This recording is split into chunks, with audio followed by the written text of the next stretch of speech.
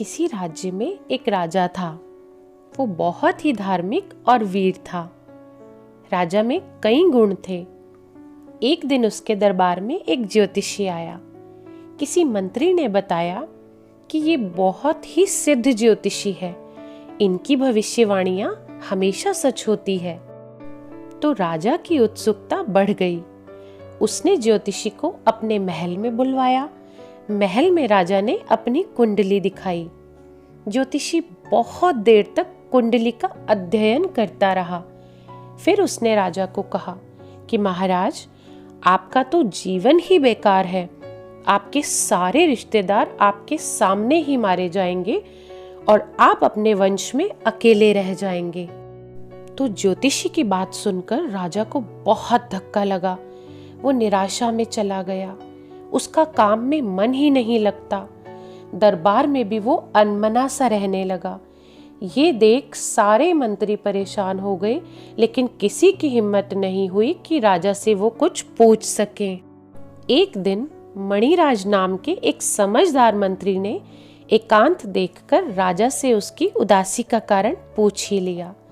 तो राजा ने कहा कि उस ज्योतिषी ने कहा है कि मेरा पूरा परिवार मेरे सामने ही खत्म हो जाएगा। इस बात से मुझे गहरा सदमा लगा है। मैं अपने परिवार की सुरक्षा को लेकर बहुत परेशान हूँ। मंत्री समझ गया कि राजा किस कारण से परेशान है। उसने कहा, महाराज, मैं एक पंडित जगन्नाथ जी को जानता हूँ।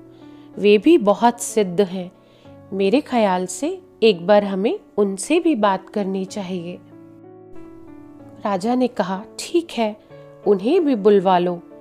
पंडित जगन्नाथ को बुलाया गया। मंत्री ने सारी परेशानी बताई, पुराने पंडित की भविष्यवाणी भी बताई। पंडित जगन्नाथ ने भी राजा की कुंडली देखी और उसने पाया कि पुराने पंडित ने सही भविष्यवाणी की थी।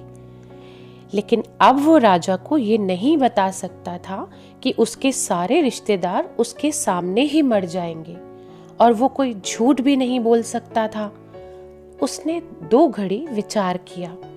फिर चेहरे पर चमक लाकर वो महाराज से बोला, महाराज, आपकी कुंडली में तो दुख का कोई योग है ही नहीं। आप तो बहुत लंबे समय तक राज करेंगे। आपका राज्य लगातार बढ़ेगा। सालों साल आप सिंहासन की शोभा बढ़ाएंगे। धन और आयु में भी आप अपने पूरे कुटुंब में सबसे आगे रहेंगे। आपके जितनी आयु तो पूरे कुटुंब में किसी के भाग्य में नहीं होगी। आपकी कुंडली में मुझे कुछ गलत तो दिख ही नहीं रहा है। पंडित जगन्नाथ ने पुराने पंडित की बातें ही दोहराई, बजाय ये कहने के कि राजा के जीते जी उसके सारे रिश्तेदार मर जाएंगे, बल्कि ये कहकर कि पूरे कुटुंब में उससे ज्यादा किसी की आयु नहीं है। लेकिन राजा को इस पंडित की बात सुनकर काफी संतोष हुआ। राजा ने उसे खूब सारा इनाम भी दिया। तो कहने का तात्पर्य ये है कि जरूरी नहीं है कि कड़वा सच कड़वे तरीके से ही कहा जाए। कई बार बोलने का तरीका ही बात के असर को बदल देता है। अगर सच्चाई कड़वी है या कोई कठोर सत्य है, तो उसे भी हल्के तरीके से बताया जा सकता है।